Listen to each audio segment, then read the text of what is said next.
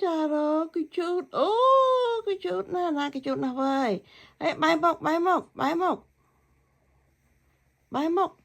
Ơi, hôm nay cái thông. Ê, hôm nay cái thông nè. Ê, good girl. Good girl, Sarah, good girl.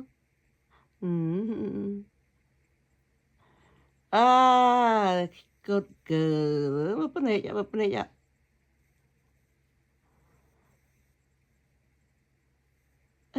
Bạn tuổi. Sarah ngậm mốc lang Sarah. Sarah. Yeah, good. Apa ni? Mesti lah.